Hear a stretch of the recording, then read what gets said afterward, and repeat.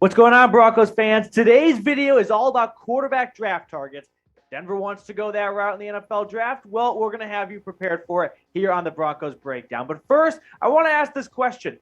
Who's your favorite quarterback in this class? Are you all over Malik Willis, or maybe it's Kenny Pickett? We'll check out 5 names in today's video, but let me know who your favorite is down in the comment section below to start today's video.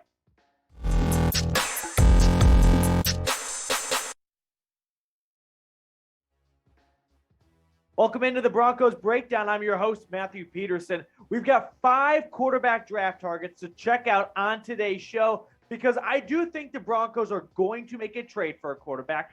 But what if Aaron Rodgers decides, I don't want to leave Green Bay? I like cheese too much. And what if Russell Wilson's like, yeah, I actually don't mind rain. I got a really cool umbrella for my birthday and I want to use it more. Then maybe the Broncos do look at drafting a quarterback with the 9th overall pick. So I got my top 5 guys here. We'll start with number 1. It is Kenny Pickett, the Pittsburgh Panthers quarterback, who by all accounts is number 1 on most people's boards. A 5th-year senior came back for one final year, led his Panthers team to the ACC championship game. I think he is the most pro-ready of any quarterback in this draft class. And I really hope so when you play 5 years in college. So you get what you're drafting there, which is not a young guy. Maybe like if you're thinking Trey Lance, who didn't play at all the season before he got drafted. That's not this kind of quarterback. Kenny Pickett, 5 years, multiple-year starter, and so he has that pro-ready sense to him. The other thing is in the Senior Bowl, which is going on right now in Mobile, Alabama, reporters were talking to him and asking him, if you had to compare yourself to a pro quarterback, who do you think it would be like? And he said Matt Ryan. And honestly, that sounds pretty spot on to me. I was trying to think of a pro comp myself for him. And I was in the area of Matt Ryan, but he knows himself better than anyone else does. So Matt Ryan is kind of what you're getting here, which is a pocket passer, not very mobile, but can thread the needle, has a good arm, and makes good decisions with the football. And that's what you see right there on screen. 42 touchdowns to 7 interceptions. He's not necessarily this huge gunslinger that's going to throw you 40 touchdowns but 30 interceptions along with it. He is smart with the football. Sure, he isn't the fastest guy in this draft class, but honestly, look at some of the best quarterbacks in the NFL. You ever seen Tom Brady blaze the field with a 4.2 40 speed? No. So I don't have an issue with him not being the most mobile quarterback out there.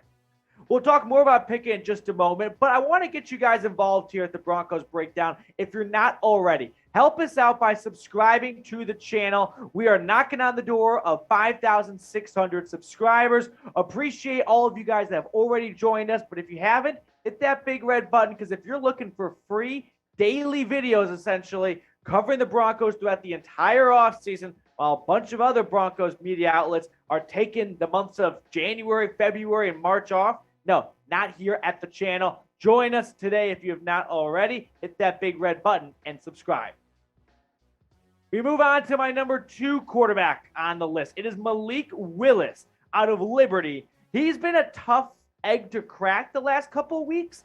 Go back into the last couple of weeks of the season and then into the off season for the draft, which has started with the Senior Bowl. Malik Willis and his speed and his athleticism has really brought a lot of eyeballs onto him. And so we'll look at all of his numbers in just a second. But I also want to ask this question.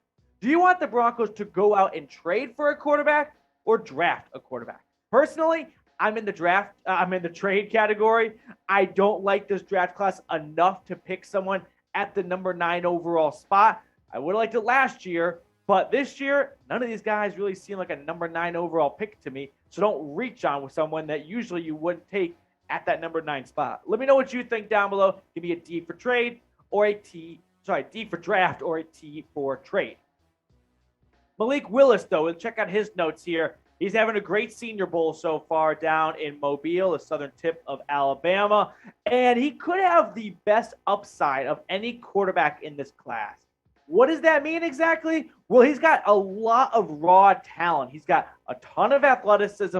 He's got a very strong arm. He can run around. He is just overall a very good quarterback, but he played at Liberty, not a Power 5 conference, not going up against the best talented defenses in college football. But also on the same note, he didn't have great targets to throw to. And if you watch his highlights, you kind of get the sense that he's just moving faster than anyone else on his team is.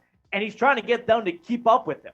Look at his passing numbers, just under 3,000 yards. That isn't the prototypical pocket passing quarterback, but what he can do with his legs, pretty lethal. Under 1,000 yards on the ground this year, but 13 touchdowns.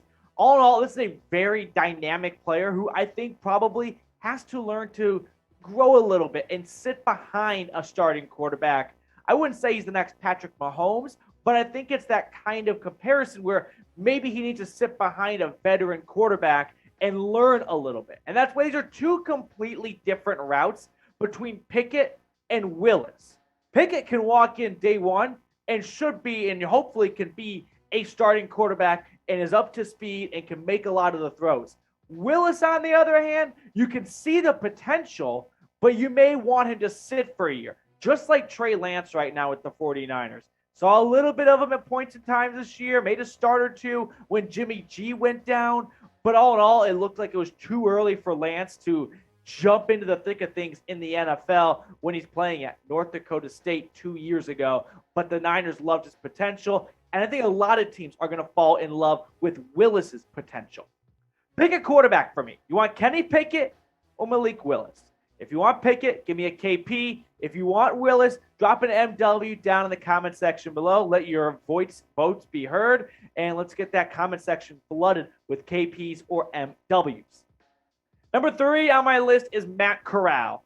This is where we get to the point in the video where I say, this is why it's not a very good quarterback draft class. Because no disrespect to Matt Corral, I bet he's an awesome dude. I'd love to grab a beer with him. He may not want to after the things I'm going to say, but most years, that's not the third quarterback on the board. And Matt Corral this year for Ole Miss was pretty good. He was great in the through the air. He's a mobile quarterback. He can run around a bit, but at the NFL level, you have to be very, very fast as a quarterback, right? There are lots of quarterbacks in college who can extend plays with their legs and be mobile, but in the NFL, defensive ends are just as fast as wide receivers, and you don't really get that in college. And so that's where Corral's athleticism may be a little overhyped, because sure, you can see it in the college game, but how well will that translate to the pro game?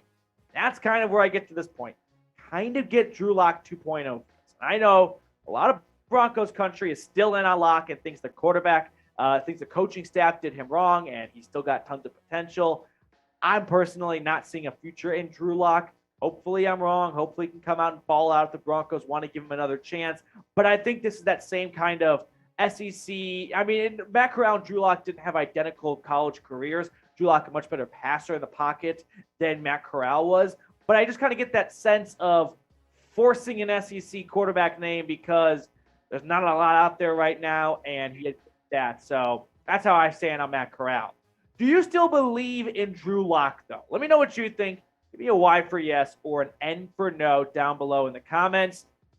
No, I'm sorry. I don't. I think Teddy Bridgewater kind of showed that. Not that even Bridgewater played all that well, honestly. But when Lock came in, it wasn't like he blew, set the world on fire and blew us all away. So I'm putting my N for no. But if you want to tell me I'm wrong, by all means, go ahead and do that down below.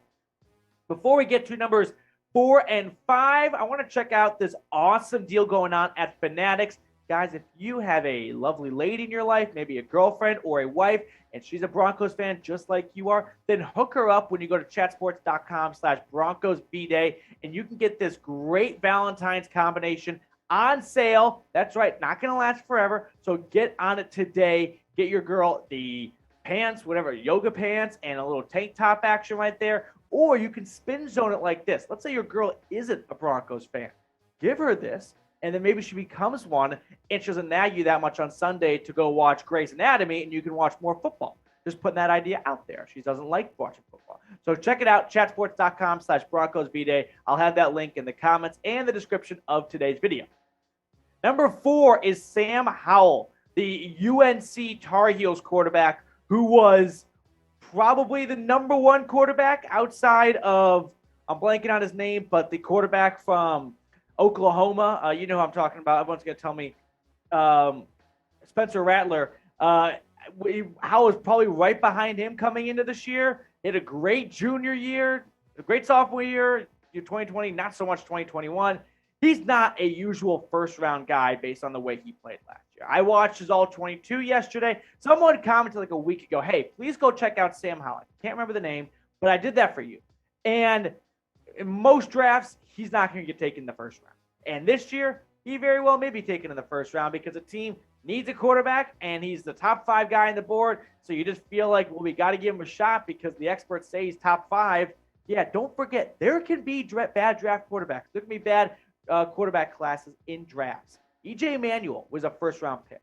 Geno Smith, Christian Hackenberg was an early second-rounder. There can be bad. I mean, look at the Broncos. Look at their own, Paxton Lynch. So just don't get caught up in that idea of, oh, he's top 5. He's got to go in the first round.